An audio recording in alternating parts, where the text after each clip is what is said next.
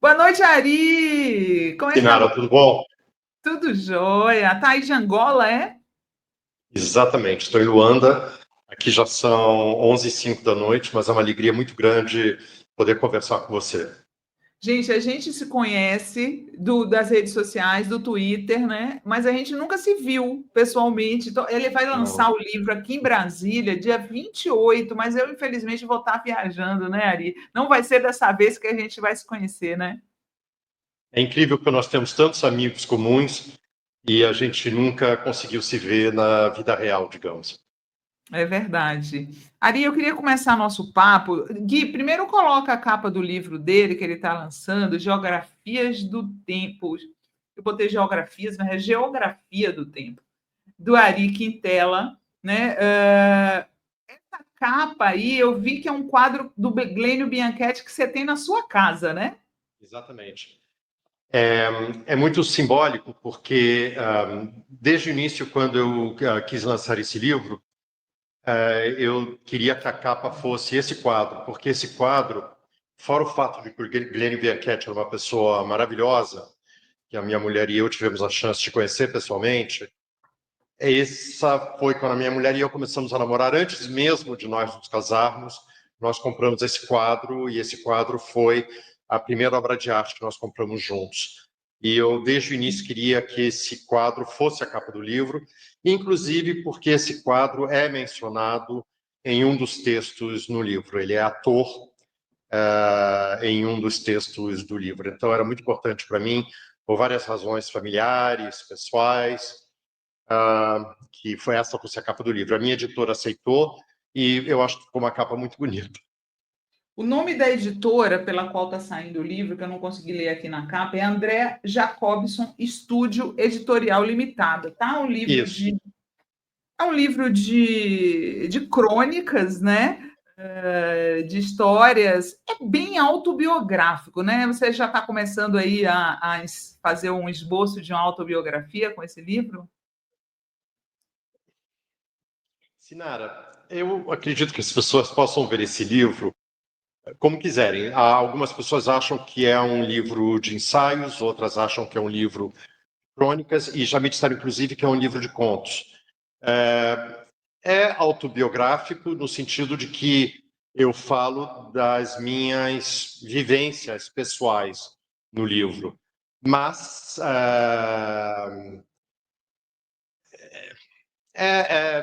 eu falo das coisas que eu conheço, digamos assim. Então, nesse sentido, é autobiográfico. E, de fato, é um livro que eu falo muito da minha família, dos meus amigos. Então, é um livro bastante pessoal, sim. Eu falo da minha vivência pessoal. Quando a gente começou a conversar no Twitter, falecido Twitter, que agora é X, eu nem vou lá mais, viu, Ari? Nem vou mais naquele lugar, só para divulgar mesmo. Eu falei para ele, né? Eu estava numa fase pesquisando muito culinária asiática, tropical, né? E vendo essas relações, gente. Existe uma relação tão interessante entre a comida do Vietnã, da Malásia, onde o Ari era embaixador, com a comida lá do sul da Bahia, que é a minha terra, né? Então tem muito leite de coco, muito coentro, né? Muitos frutos do mar. E aí ele postou um negócio, umas fotos esses dias, né? Tá no perfil dele lá do X, que eu achei tão interessante esse prato. Coloca aí, Gui, a primeira foto aí, que é um sagu. É um sagu que ele comeu, né? Sagu, que o pessoal do sul conhece bem sagu. Não é um prato muito típico de outras regiões do Brasil, mas lá no sul as pessoas adoram essa sobremesa sagu que é feita com bolinhas de tapioca, né? Olha que sagu lindo, gente, eu fiquei apaixonada e o nome é parecido, né? Sago. Olha, apareceu. Exato. Isso é o seguinte, eu vou explicar para os teus ouvintes, Sinara, os teus telespectadores. Isso é um sagu com uma calda de leite de coco, e isso aqui no meio é um açúcar, açúcar de coqueiro. E essa é uma sobremesa chamada sago gula melaka, e na Malásia, e é a sobremesa mais típica da Malásia, e é uma delícia. Evidentemente, é bem calórico, é bem açucarado, mas é uma delícia. É E com, essa é com melado de cana, né? essa coisa marrom aqui no meio é um açúcar de coqueiro. Não, Sim. não me pergunta como, mas é um açúcar de coqueiro, Olha, que que louco. eles chamam de palma de coco, mas é coqueiro. E, e digamos assim, é como se fosse o mel malásio. As sobremesas deles frequentemente usam esse melado de coqueiro nas sobremesas, e é uma delícia. Tudo isso aqui, tudo é uma delícia. E a postagem que você faz referência é que eu dizia que na Malásia, quando você acha que você comeu, e a culinária malásia é uma delícia, é preciso lembrar que eu morei na Malásia até fevereiro deste ano, durante 5 anos. Eu fui o embaixador do Brasil na Malásia, de janeiro de 2020 a fevereiro deste ano, e essa postagem foi feita quando eu ainda estava na Malásia. O que eu dizia na postagem é que quando você acha que já comeu, aparece essa sobremesa maravilhosa. E tem a outra do Yin Yang, que parece homenagem ao Brasil, que também é linda, gente. Eu sou apaixonada por culinária asiática, eu acho que eles são mestres, né? Então, É, aí tem, parece que sementes, né, de maracujá, sim. é isso? É sagu também, isso aqui. É um É sagu sagu. também. Uhum. É, Olha isso, gente, que é coisa mais linda. Um yin yang de sobremesa, né? É com a bandeira do manga? O que Brasil. é? Isso aqui foi feito especialmente para mim. A pessoa queria, as pessoas que me convidaram para jantar queriam me agradar e fizeram esse prato com as cores da bandeira do Brasil. Demais. É preciso saber que não há povo mais gentil do que o povo malásio. Eles são os melhores amigos do mundo, são os malásios, e eles saem do caminho deles para serem gentis com você. A pessoal está perguntando aqui sobre o outro prato, o sagu, de onde vem aquela cor lilás ao redor, você sabe? Não, não sei, não Mas é sei. lindo, né? Eu fiquei apaixonada, gente. Eu nem Já, sou grande fã de sagu, mas eu comeria eu, isso aí agora. eu já soube o que era essa cor roxa, mas já não lembro. Já não lembro. Ah, muito bom. Ari, você como embaixador, você já tá como embaixador há quantos anos? Fui promovido, eu sou diplomata há 34, 35 anos, e eu fui promovido a embaixador há uns 8 anos. Você já morou em quantos países? Ixi, mas os pais dele também eram embaixadores, então vai perder a Minha mãe, conta minha aí. mãe, minha mãe, Sua minha mãe. mãe, sim. Eu espero que a minha mãe esteja ouvindo isso, ela vai gostar da referência a ela. Ah, Fale eu, o nome dela, criança, da sua mãe, Teresa embaixadora. Quintela. Tereza Teresa Quintela. Quintela. Tereza Quintela, gente, é uma embaixadora muito conhecida aqui no nosso país, tá? E é a mãe do Ari. Obrigado pela referência a ela. Eu tenho certeza que ela está assistindo e ela terá adorado a tua lembrança. Como diplomata, meu primeiro posto foi a embaixada em Washington, depois a embaixada no Equador, depois a minha mulher e eu servimos na missão do Brasil junto à União Europeia, e mais recentemente eu fui embaixador na Malásia e ela foi embaixadora em Singapura, e agora nós estamos em Luanda, ela é embaixadora em Luanda e eu sou cônsul-geral em Luanda, em Angola. Ah, vocês conseguiram se juntar no mesmo local Sim, agora, né? depois de Ah, 5 anos morando em países diferentes, sim. qual foi seu favorito até hoje? Todos, Você é todos. muito diplomático, Não, né? não, não é por isso. Eu tenho uma outra coisa comigo. Eu tenho um compromisso com a felicidade. Eu tenho um compromisso com a felicidade e o melhor momento da vida é sempre o momento que eu estou vivendo agora. Sabe quando as pessoas dizem, eu era feliz naquela época e eu não sabia? Eu não tenho isso. Eu sei que eu sou feliz agora. Ah, que bom, Todos os né? momentos da minha vida eu considero felizes. E eu nunca penso, eu era tão feliz naquela época, eu não sabia que eu era feliz. Eu era feliz naquela época, mas eu sabia naquela época que eu era feliz naquela época. Eu sou feliz, como eu falei, é um compromisso com a felicidade. Como é que tá aí em Angola? Como é que tá a vida em Angola? Quando foi que você chegou? Em final de fevereiro, eu ainda estou me adaptando. Eu recebi a mudança hoje, passei o dia trabalhando na mudança. Hoje que o container foi entregue, depois de eu sair da Malásia faz 3 meses, e hoje só que o container chegou, e então eu passei o dia recebendo a mudança. Então ainda estou realmente me instalando. Ah, ainda está se instalando, né? O Ari, você, né, tem a sua mãe que é diplomata, e aí em um dos contos você comenta, você fala, você conta sobre um comentário que o príncipe Felipe fez, né? Sua irmã, né? Sim. Porque o pai dele morava no Rio, o pai dele que se chamava também Ari Quintela e era escritor, morava no Rio, e a mãe estava morando em Londres, e aí o príncipe Felipe fala assim: como é que você conseguiu nascer? É difícil ser filho de diplomata para uma criança? É, eu acho que é difícil ser diplomata, ser filho de diplomata e ser cônjuge de diplomata. E eu sou as três coisas.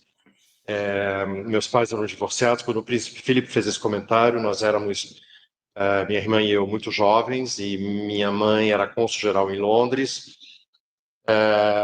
Minha irmã e eu éramos adolescentes, e a minha irmã foi, como eu conto isso na história, minha irmã foi apresentada à Rainha Elizabeth e ao príncipe Philip, e, e a questão é que, embora meus pais tenham se divorciado quando nós já éramos adolescentes, o casamento deles sempre foi um casamento difícil. Meu pai tinha muita dificuldade em se adaptar, em ser marido de uma diplomata. E então sempre foi um casamento em que eles passavam a maior parte do tempo separados, mesmo quando eles estavam casados, eles passavam a maior parte do tempo separados. Meu pai morando no Brasil e minha mãe e nós morando no exterior. E meu pai ficava indo e vindo. Por isso o comentário do príncipe Philip. É, realmente, né? Eu fico sempre pensando, quando eu conheço alguma mulher que é diplomata, como que ela vai fazer, né? Porque, em geral, acabam que casam diplomatas entre si, né, Ari? Olha, em geral não, não é assim tão comum. Mas eu acho que você casa com as pessoas que você conhece. Você não pode casar com alguém que você não conheça. Então é normal que colegas de profissão, ao se conhecerem, se apaixonem e se casem. Tendo dito tudo isso, eu comecei essa resposta dizendo que é difícil ser diplomata, é difícil ser filho de diplomata e é difícil ser cônjuge de diplomata. E eu queria frisar que é, é muito mais difícil ser mulher diplomata. É muito mais difícil ser mulher do que ser homem, e por essa lógica é mais difícil ser uma mulher diplomata do que um homem diplomata, não há dúvida a respeito. Até mesmo as diplomatas ainda se queixam da questão das promoções e tudo, né? Que tem mais promoções para homens do que para as mulheres. Mudou alguma coisa nesse sentido? Eu não saberia opinar sobre isso. Vamos falar do livro, Sinara? Tá bom. Olha só, você conta, né, em um dos contos, você fala sobre a gatinha. Você fala sobre a A, gatinha a Kiki, Kiki. que você vai levar ela, você fica em dúvida se leva ela para Kuala Lumpur ou não. E você conta, né, que você chegou durante a pandemia a ficar 2 anos sem ver sua esposa que morava em Singapura, né? Sim. E a Kiki que acabou sendo sua companheira, então, nesse período, né? Isso foi uma coisa. É o seguinte: durante a pandemia, no auge da pandemia, os países do Sudeste Asiático fecharam suas fronteiras. Embora Singapura e Malásia sejam tão próximos geograficamente um do outro, as fronteiras estavam fechadas, então minha mulher e eu não podíamos nos ver. Eu fiquei 2 anos sem sair da Malásia. Houve longos períodos, inclusive, em que era proibido sair da capital. Mesmo viagens internas pela Malásia eram proibidas. E então eu morava sozinho em Kuala Lumpur, capital da Malásia, com a nossa gata. E a gata foi comigo para a Malásia e não para Singapura por uma questão muito prática, porque na Malásia a quarentena era muito mais curta do que em Singapura. A quarentena do animal que chega ao país. E então por isso a gata ficou comigo em Kuala Lumpur. E daí aconteceu o que acontece quando dois seres vivos ficam condenados a terem apenas a companhia um do outro. Nós já éramos, a gata e eu, muito próximos e ficamos ainda mais próximos em Kuala Lumpur. E então, em vários dos textos, eu falo muito nela. Houve longos períodos em que o único ser vivo que eu podia ver era ela, era proibido receber visitas, você só era autorizado a sair de casa para ir ao supermercado, um policial te parava na rua para ter certeza que você estava indo ao supermercado. Então, durante muitos meses, o único ser vivo que eu podia ver fisicamente era a Kiki e a gata persa dourada, como eu a chamo. Então, realmente, nós ficamos muito próximos. Ela tá aí em Luanda? Não, não, você verá mais adiante no livro, ela morre. Ela Tá. morre. E ela morre em parte porque é triste. Devo contar?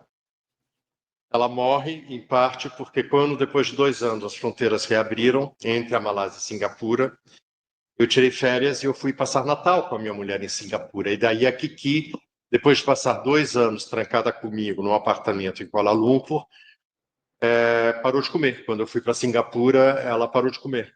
E ela, depois nós descobrimos, a veterinária nos explicou que ela já estava muito doente, ela estava com câncer e apenas ela ter parado de comer por causa da minha ausência acelerou o processo, mas ela já estava condenada. E ela já estava com Mas uns 17 anos, né? Se ela 17 anos, é, exatamente, exatamente. de- E até um dos meus primeiros leitores, o Gustavo Noja, que inclusive me ajudou a selecionar os textos e a organizar o livro, um dos primeiros leitores, portanto, do livro nesse formato de livro,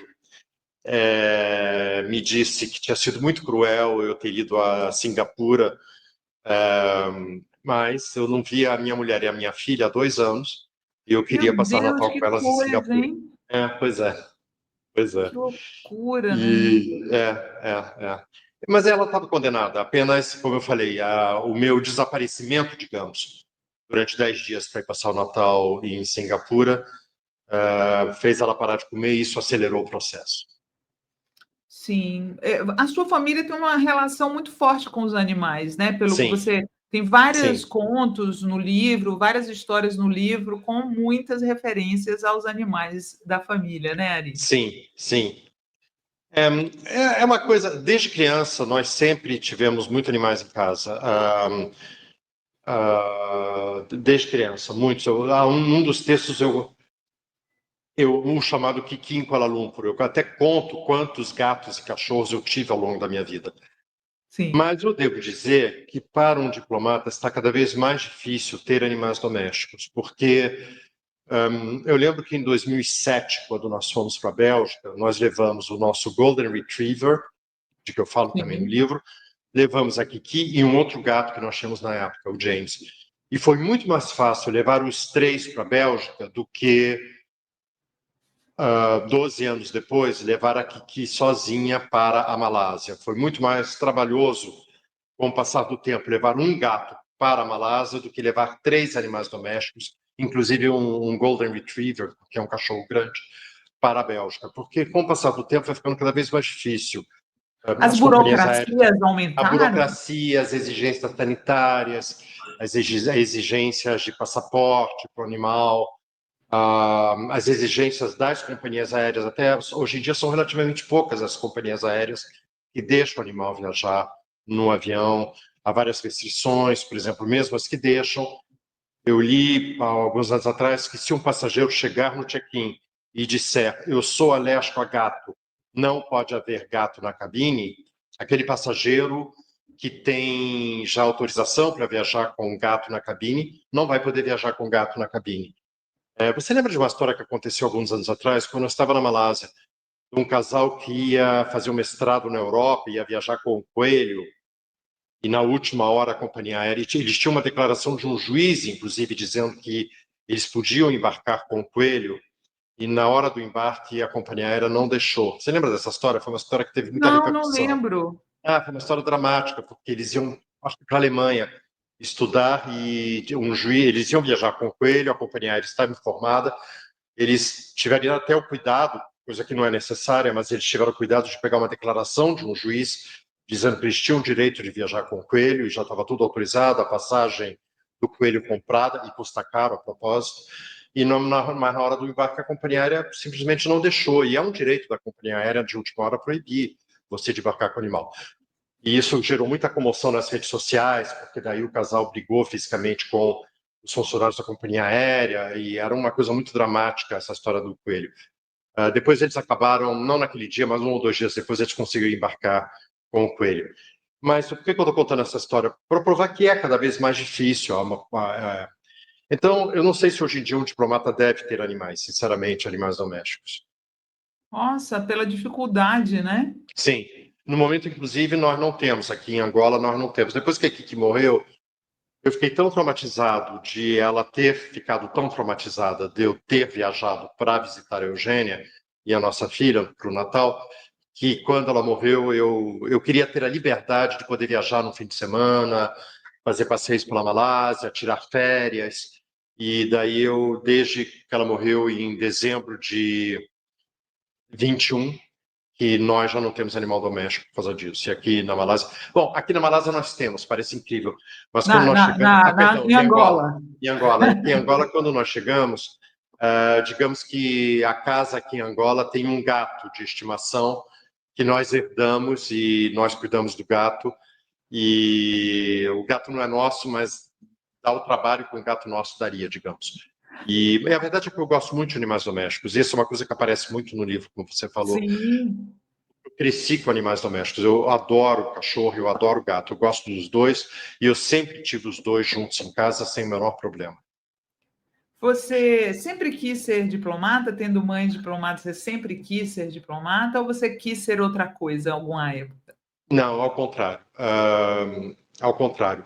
Você sabe, o embaixador Rubens Recupero, no livro de memórias dele, ele, que é um livro muito bom, eu recomendo muito, foi lançado ano passado. Ele fala da minha mãe, do meu pai. E ele é colega de turma no Instituto Rio Branco da minha mãe. E ele diz no livro de memórias dele que a minha mãe, para fazer a carreira dela, teve de vencer muito preconceito. A minha mãe foi pioneira no Itamaraty. Ela foi a primeira mulher diplomata que fez o Instituto Rio Branco a chegar à embaixadora. E ela realmente teve de vencer muita dificuldade. E eu cresci vendo isso. Eu cresci vendo as dificuldades da minha mãe de ascensão na carreira dela, para a carreira dela. Enfim, as dificuldades de ascensão profissional que ela teve por causa do gênero dela. Então, não, no meu primeiro sonho na vida não era ser diplomata, mas gradualmente eu fui me encaminhando para isso. Não Qual foi o meu era o primeiro sonho. outro sonho? Bom, quando eu era criança eu queria ser bombeiro, eu achava lindo você salvar a vida dos outros. Durante muitos anos da infância eu sonhava em ser bombeiro. Depois, na adolescência, eu quis ser jornalista, eu cheguei a cursar 1 ano de Olha, comunicação social na UNB, sim, eu queria ser jornalista. É, e depois depois eu quis ser psicanalista, mas aí gradualmente sabe o que é, Sinara? Eu comecei a ver que, digamos, o Itamaraty não é uma instituição fora da sociedade. O Itamaraty, como todo Ministério das Relações Exteriores, como todo órgão público, em qualquer país do mundo, as instituições públicas, elas refletem a sociedade, elas não são uma coisa estanque da sociedade.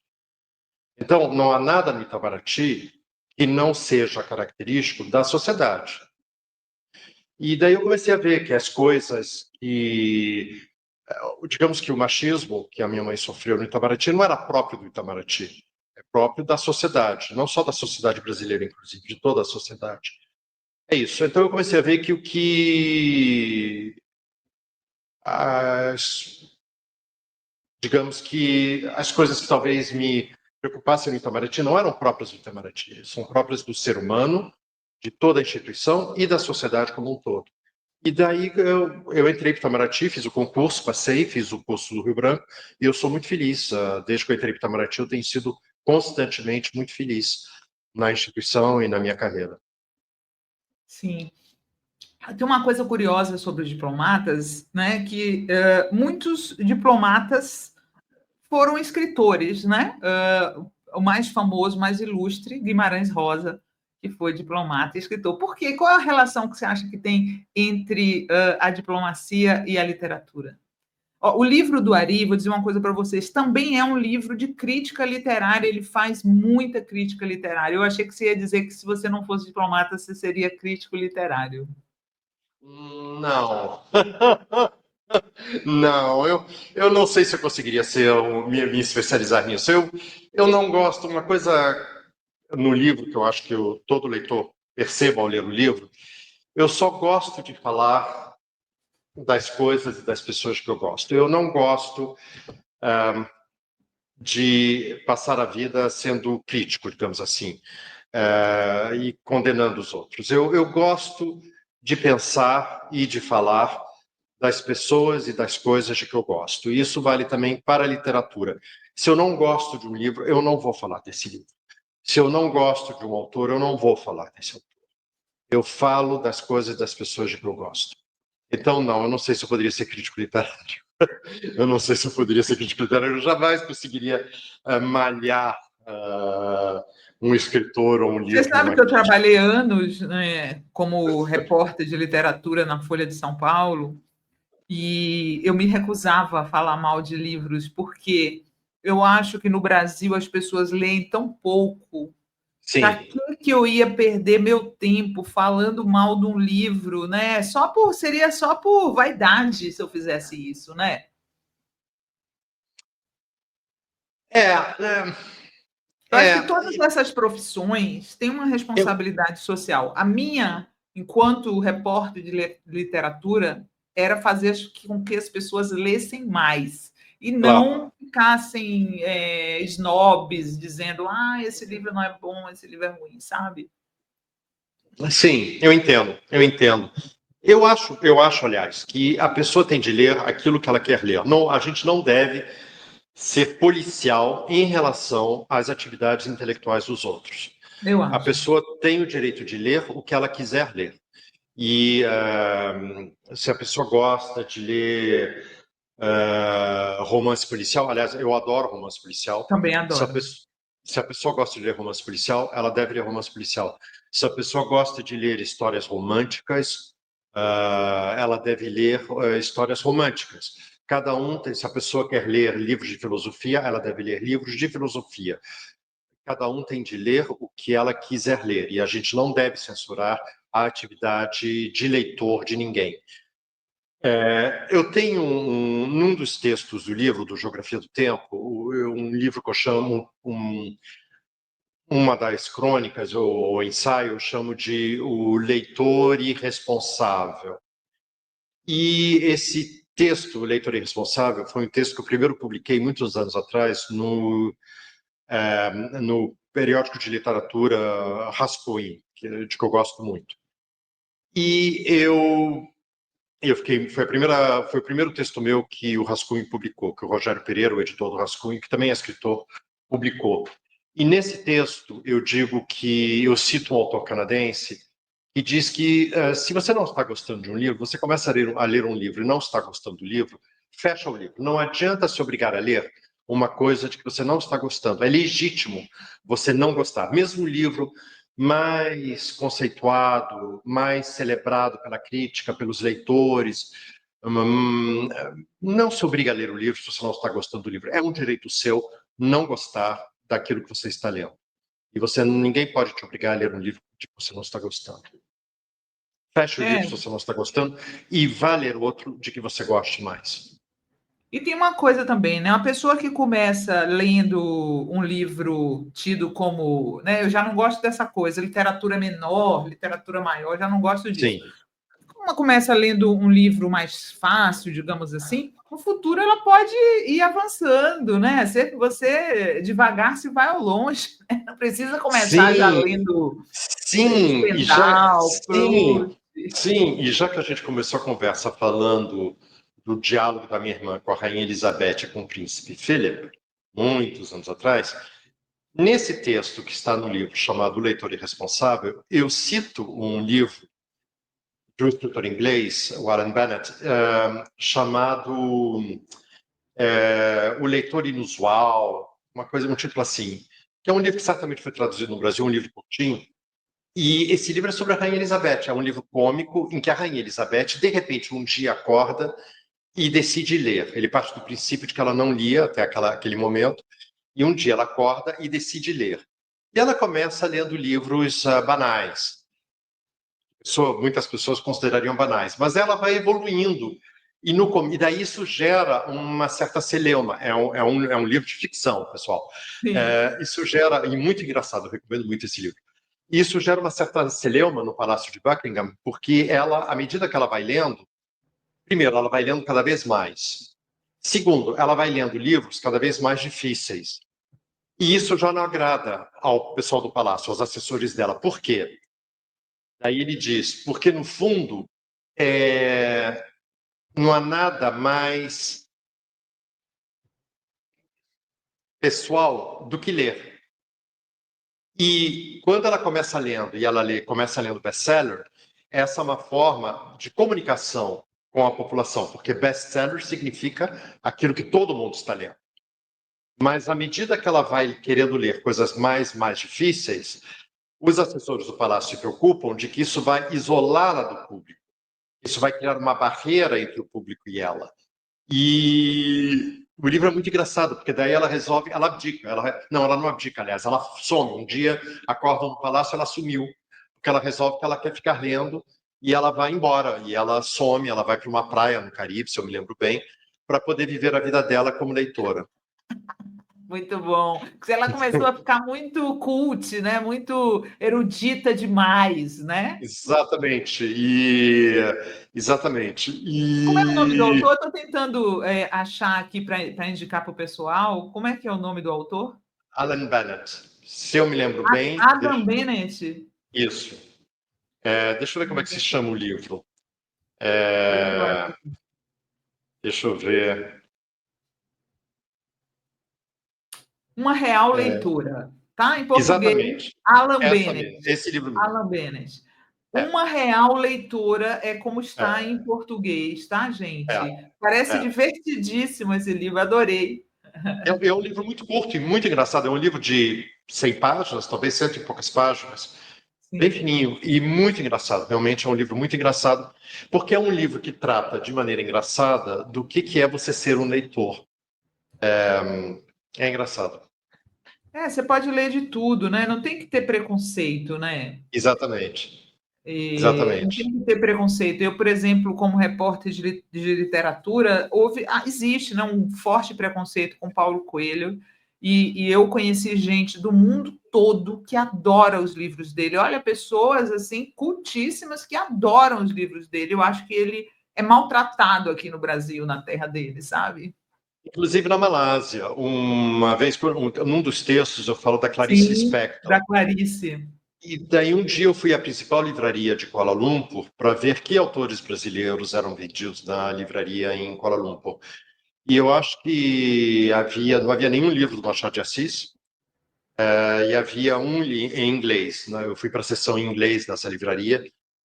Inglês não é a língua oficial na Malásia, mas é a língua de trabalho. A seção em inglês, de livros em inglês da principal livraria de Kuala Lumpur é gigantesca.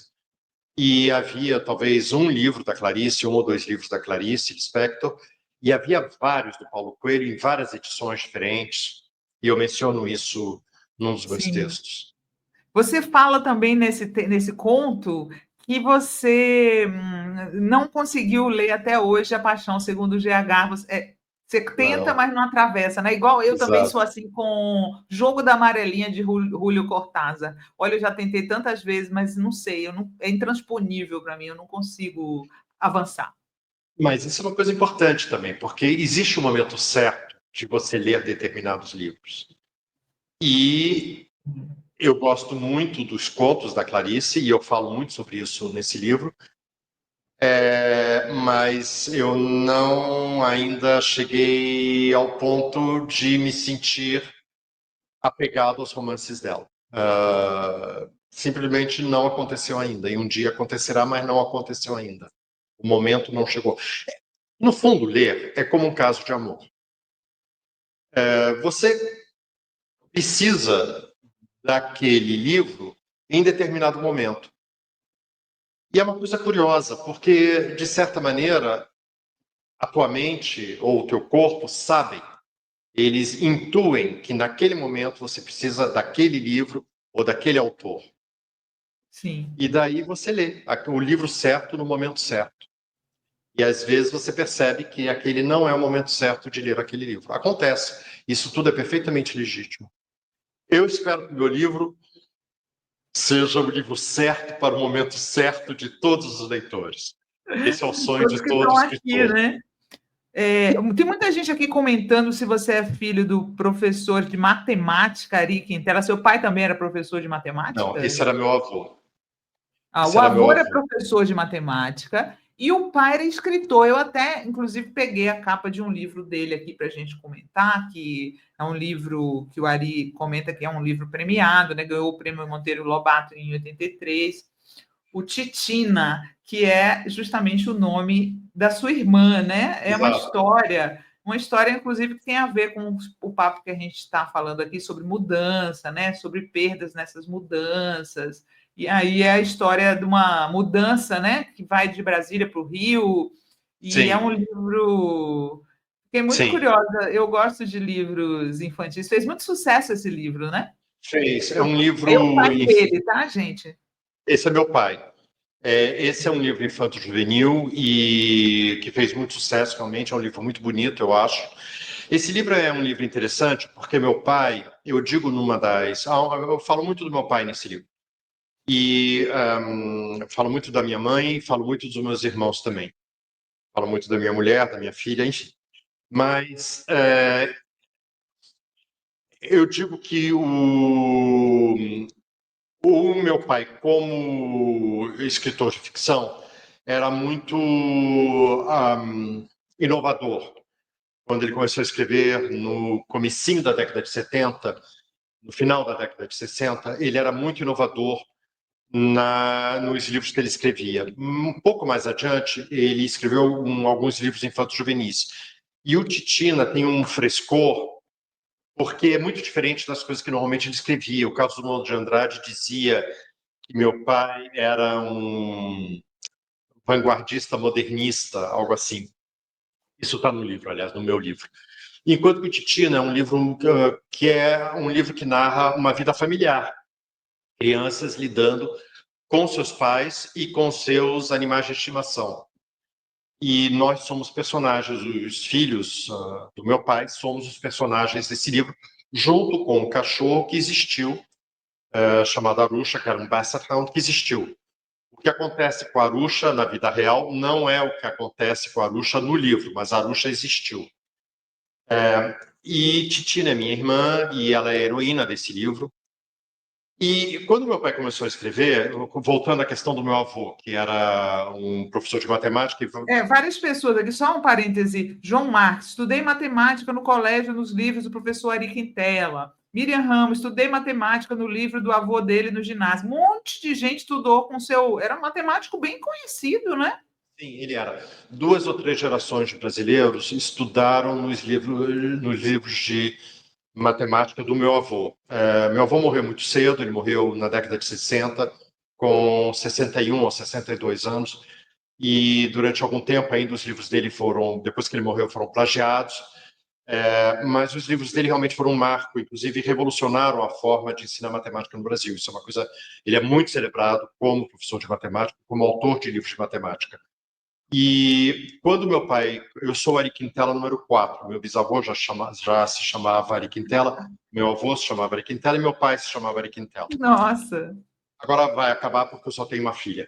Mas Depois ela pode ter um filho. ela, ela diz que ela e meu genro dizem que não querem ter filhos por causa. Isso é uma coisa muito comum na geração deles, por causa do mundo, da mudança do clima, a violência. Eles, É. enfim, eu tenho esperança que eles mudem de ideia ainda, mas eu nunca toco nesse assunto com eles, porque você sabe como são os filhos. Se a gente finca a pé numa Sim. coisa, eles por orgulho. Então, bom, Ai, mas quando meu pai começou a escrever, surgiu esse debate se ele devia usar um pseudônimo ou o nome do pai dele, que era o nome dele, do meu pai também. Ele optou por usar o nome do pai dele. Isso também sempre se colocou para mim, e é o meu nome, então eu uso também o nome que era o do meu pai, do meu avô, do meu bisavô, e é assim. Isso se presta a alguma confusão, já mas, confundiram enfim. aqui o matemático com o escritor, né? Exatamente, era o meu avô. Inclusive, num dos textos do meu livro, do Geografia do Tempo, um dos textos desse livro se chama O Dia em que Vi o Crânio do Meu Avô, porque, infelizmente, eu vi um dia o crânio do meu avô. E isso está no livro, quem quiser ler está lá no livro. Nossa, vem cá, tem um outro livro que eu queria, né? A gente já está chegando perto do final aqui, o tempo voa, viu, Ari? Eu queria mostrar que é um livro que o Ari fez sobre um parque, gente, do Burle Marx, que tem lá em Kuala Lumpur, que chama Parque KLCC. Olha isso, né? Eu nem sabia dessa história que o Burle Marx fez o projeto desse Sim, parque, que foi construído depois, né, Ari? sim. O Ari É o mandou para seguinte, mim esse livro, tem a capa do livro também, coloca aí, Gui, a capa do livro Um Brasileiro em Kuala Lumpur, que é o Burle Marx, né? Que ele fez esse livro. Não tá, eu não mandei a é, capa, será que eu esqueci? infelizmente, como a mudança chegou hoje, eu ainda não abri as caixas, então o meu exemplar do livro está numa das caixas. Eu teria gostado de trazer eu para poder mostrar, mas está numa das caixas. É o seguinte, quando eu cheguei a Eu Kuala queria que Lumpur, você falasse um pouquinho desse livro. Eu vou passar aqui a sim, capa para o. Eu queria que você falasse um pouquinho desse livro sobre o Burle Marx, contar essa história aí para o pessoal. sim, Realmente eu esqueci de botar. porque Mas eu existe vou uma mandar coisa, aqui para ele. existe uma coisa fascinante que é a seguinte, existe em Kuala Lumpur um parque que é o principal parque da cidade, é o parque mais central, inclusive KLCC, que é o nome do parque, significa Kuala Lumpur City Center, porque é realmente no novo centro financeiro da capital que foi construído na década de 90. E o Burle Uhum. Marx, que já tinha bastante idade, tinha 80 anos, já estava doente, no último ano de vida dele, foi 2 vezes à Malásia, ele foi contratado pelos malásios para construir esse parque. Esse parque, antigamente, no local onde hoje é o parque, esse é o livro, era Livro lindo, gente, sobre essa história desse parque. e esse parque, antes de virar do Burle Marx criar esse parque, era um hipódromo. Aconteciam corridas de cavalo aí. E o Burle Marx foi contratado, daí essa área foi sendo desenvolvida para virar o centro financeiro comercial da cidade, e o Burle Marx foi contratado pela Malásia para construir o parque. É o único projeto do Burle Marx na Ásia inteira. E é um parque muito importante hoje em dia, porque os principais hotéis da cidade, os bancos, estão em volta desse parque. Há um grande centro comercial na beirada do parque. E quando eu cheguei a Kuala Lumpur, eu decidi em 2020, eu quis muito, nunca se tinha feito nada sobre esse trabalho do Burle Marx na Malásia. Isso era sabido, havia livros sobre o Burle Marx mencionam esse projeto dele na Malásia, mas nunca um livro específico sobre isso tinha sido feito. Daí eu queria muito fazer esse livro, e porque eu achava o seguinte, todo embaixador do Brasil, em qualquer lugar do mundo, tem sempre essa questão: como divulgar o Brasil no exterior, como divulgar o nome do Brasil, como passar a imagem do Brasil, ainda mais na Ásia. Na Malásia, o fuso horário é 11 horas além do Brasil. Ano passado, em novembro, quando eu fui lançar no Rio de Janeiro Geografia do Tempo, entre a porta da minha casa em Kuala Lumpur até a porta da casa da minha mãe no Rio de Janeiro, eu levei 30 horas. Então, as distâncias são enormes. Como tornar o Brasil compreensível para a população de um país tão longe?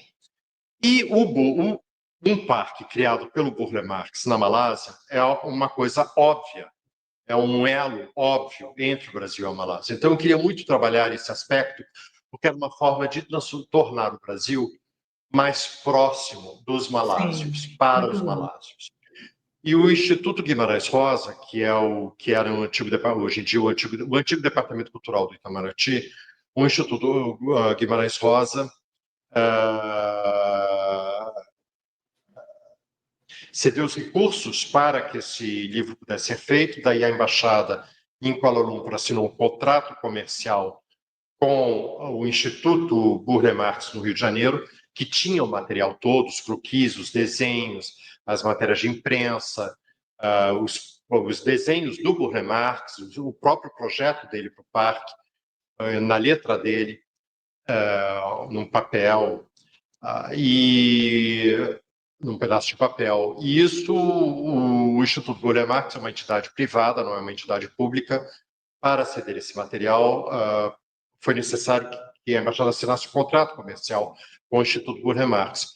Então, o Instituto Guimarães Rosa financiou a impressão desse livro, e o objetivo desse livro era: esse livro não pode ser vendido, inclusive a edição já esgotou, mas esse livro é bilíngue, português e inglês, ele não pode ser vendido porque ele foi feito com fundos do Instituto Guimarães Rosa, e o objetivo dele era que a embaixada pudesse distribuí-lo junto a formadores de opinião na Malásia, com esse objetivo, ajudar a divulgar o nome do Brasil na Malásia. Esse era o objetivo do livro. Um objetivo cultural e também um objetivo político e de imagem do Brasil. Como parte normal de promoção cultural do Brasil no exterior. E esse livro deu muito trabalho, foi essa ideia que eu tive, e deu um trabalho enorme, porque há textos de 4 pessoas, uma delas, a diretora do Instituto Burle Marx, escreveu um dos textos, e o mais bonito para mim é que 2 paisagistas malásios que trabalharam com Burle Marx nesse projeto escreveram os 2 outros textos. E isso para mim foi uma coisa muito bonita, e o livro ficou, do meu ponto de vista, muito completo, porque o meu texto fala do que é a experiência de usar o parque, de passear no parque, de atravessar o parque como elemento tão central na cidade de Kuala Lumpur. O texto da diretora do Instituto Burle Marx é um texto sobre como foi elaborar o projeto, como foi o convite ao Burle Marx pela Malásia para que ele criasse esse parque. E os 2 malásios que escrevem os 2 outros textos escrevem sobre como foi a experiência deles de conviver com Burle Marx na Malásia e no Rio de Janeiro. Eles foram ao Rio de Janeiro, eles estiveram no sítio Burle Marx, eles estiveram no apartamento do Burle Marx no Rio de Janeiro, e então fica uma coisa muito humana o texto desses 2 malásios. Então, nesse sentido, ficou um livro muito útil para os estudiosos da obra do Burle Marx, eu acho. Mas, como eu falei, o objetivo do livro era Divulgar. entregá-lo a formadores de opinião, a políticos malásios, a autoridades malásias, a jornalistas malásios, para ajudar a divulgar o nome do Brasil. Olha, a Denilda Campos está falando aqui. Fiz todo o ensino fundamental, antigo ginasial, estudando matemática nos livros do Ari Quintela e fui apelidado de Ari Quintela por um professor de Quem matemática. é ela? Qual é o nome A dela? Denilda. Ela devia ser Ok. boa em matemática e virou Ari Quintela. Toda hora entra Muito alguém bem. aqui. Elizabeth Viega. Este senhor Ari Quintela é o mesmo do livro de matemática. Olha, de todos os Quintelas, pelo visto, o mais famoso é o avô matemático. Não há dúvida a respeito. E quando o meu pai morreu, em 99, meu pai também morreu muito cedo, porque ele tinha acabado de fazer 66 anos, ele morreu de câncer. E quando ele morreu, uma grande amiga do meu pai, que era irmã, como irmã dele, que era uma escritora brasileira e uma pessoa que foi muito importante para as letras brasileiras, porque ela fez muito pela literatura brasileira e pelos escritores brasileiros, a Edla Van Steen. A Edla Van Steen, que também já morreu, aliás. E aí ela era romancista, ela era promotora de literatura brasileira, ela foi muito importante, o papel dela foi muito importante na literatura brasileira, como escritora e como divulgadora da literatura brasileira. Mas tudo isso para dizer que quando meu pai morreu, a Edla me escreveu uma mensagem dizendo: foi sempre muito difícil para o seu pai lidar com a fama do pai dele, do Ó, matemático. Foi uma coisa pesada para o meu pai crescer tendo o mesmo nome de um homem que era tão famoso no Brasil como o meu avô era. sim, estou vendo aqui. A Fátima Mafra está falando: boa noite, que maravilha. Fiz meu mestrado estudando os primeiros jardins de Burle Marx em Recife. Não conhecia esse parque, gostaria de ter esse livro. Se quiser, Fátima, me escreve, que aí eu posso te mandar o meu exemplar, que eu estou reduzindo a minha biblioteca e vou presentear as pessoas com vários livros, tá? Eu noto disso que você falou é que você está se livrando do meu livro, Não, mas aí Sinara. o seu livro eu posso ter ele eu posso dar Não, para a Fátima uma e no futuro você me dá outro. Sinara, é uma brincadeira. Eu acho, pelo No contrário, futuro você me dá outro. É eu mais acho fácil muito, você me dar outro do que a Fátima receber um. não, eu acho muito, na verdade, eu fiz essa brincadeira, mas eu ia complementar dizendo, eu acho, na verdade, muito importante que a Fátima tenha o exemplar do livro, porque o livro existe para que as pessoas possam ver o livro. Não há Exato, nada mais triste do que um livro engavetado que ninguém nunca verá. exato, E exato. uma pessoa que manifesta interesse pelo livro Que conhece merece a ter obra esse de livro. Burle Marx desse jeito, Merece ter né? esse livro. Eu espero que você goste, Fátima. Espero que Olha, você goste. infelizmente a gente está chegando ao final do nosso programa aqui, Ari. Daqui a pouco vai começar outro programa nosso aqui. Mas eu precisava fazer uma última pergunta. Eu não fiz nenhuma pergunta de política para você, mas eu queria fazer uma pergunta de geopolítica. Né? Que o Pepe Mujica ele deu algumas entrevistas com a previsão de que haverá no futuro próximo, uma decadência dos Estados Unidos e da Europa e uma ascensão da Ásia. Você concorda? Eu acho que a ascensão da Ásia já é uma coisa que Já está já acontecendo. existe. Eu acho que você ter uma experiência de Ásia é uma coisa fundamental hoje em dia, porque lá você sente, por várias razões. Primeiro, lá você sente um enorme nível de prosperidade. Segundo, é lá que você sente mais as tensões geopolíticas entre os Estados Unidos e a China. É lá, no Sudeste Asiático, que você sente isso mais nitidamente. Então, sim, eu diria que a Ásia, hoje em dia, não há dúvida, é um dos polos econômicos e políticos do mundo. Não há o que discutir. Não há o que discutir, né? Não tem jeito. Eu Ari, acredito olha que a só, África será. gente, para a gente terminar a nossa entrevista, você já sabe que todos e todas que vêm aqui trazem uma dica cultural para vocês, e o Ari trouxe uma música do novo país onde ele está morando, Angola. Coloca aí, Gui. Eu fiz um print, tá? Porque esse aqui é do YouTube. Se vocês quiserem ouvir a música, tá no YouTube do Eduardo Paim. Não, cadê não é? Cadê o nome da música? São Saudades. Não, não apareceu aqui o nome da música que ele indicou, que é São Saudades, tá? Aí a música do Eduardo Paim, mas não apareceu aqui, não sei por que o nome da música. Eu vou falar o seguinte: o Martinho da Vila veio a Luanda faz 2 semanas. E ele é muito querido aqui em Angola, ele também adora Angola, e os angolanos gostam muito dele, do Martinho da Vila. E a minha mulher e eu, foi uma honra para nós receber o Martinho da Vila para jantar na nossa casa, Aqui, ó. aqui em Luanda. Eduardo Paim, São Saudades. É esse o nome da música que ele sugeriu para E o você. Eduardo Paim é o seguinte: nós fomos ao show do Martinho da Vila, e quem abriu o show do Martinho da Vila foi esse músico angolano, que é o rei da Kizomba, o pai da Kizomba, que é um estilo musical angolano. E minha mulher e eu ficamos maravilhados com o Eduardo Paim e com essa música especificamente. Ah, ótimo. E você está aí, é uma música bem dançante, né? Você está aí Muito, muito. se Foi a mexendo me... ao som de Eduardo Paim, né? Eu morro de Sim, vontade de conhecer sim. Angola. E eu tenho uma coluna quinzenal no Jornal Estado de Minas, que sai sábado sim, sábado não. Uma das minhas próximas colunas vai ser sobre o show do Martinho da Vila aqui em Angola, foi uma coisa espetacular. Eu E sou sobre o Eduardo doida Paim. para ver um show do Martinho da Vila, gente. Eu estou aqui me programando, já estou seguindo o Martinho da Vila para o próximo show dele. Onde for, eu vou assistir. Eu morro de vontade. Foi Você bom? devia ter vindo em Angola, o último show dele foi aqui em Luanda, 2 semanas atrás. Você devia ter vindo. E a comida aí em Angola? Já comeu alguma coisa gostosa? Olha, os restaurantes são ótimos, come-se muito bem aqui em Luanda, a gastronomia aqui é excelente. E os pratos que eu comi, eu ainda não sei quão característicos da cozinha angolana, os pratos que eu já provei são, ou se são fusão de cozinha portuguesa com cozinha angolana. Mas todos os pratos que eu comi aqui em Angola são deliciosos, realmente deliciosos. Hum, Come-se olha muito bem só, aqui. gente, foi um prazer receber aqui nosso querido embaixador, escritor Ari Quintela. Coloca a capa do livro dele aí, Gui. Está lançando Geografia do Tempo, tá? E, Vocês e encontram no Amazon, em todas as na Livraria da livrarias. Travessa. A Livraria da E Travessa vai ser lançado aqui em Brasília, dia 28, na Livraria da Travessa de Brasília, a partir das 19 horas, não é isso, isso, Ari? quarta-feira, dia 28 de maio, eu espero vocês todos lá. Eu adoraria ver vocês lá.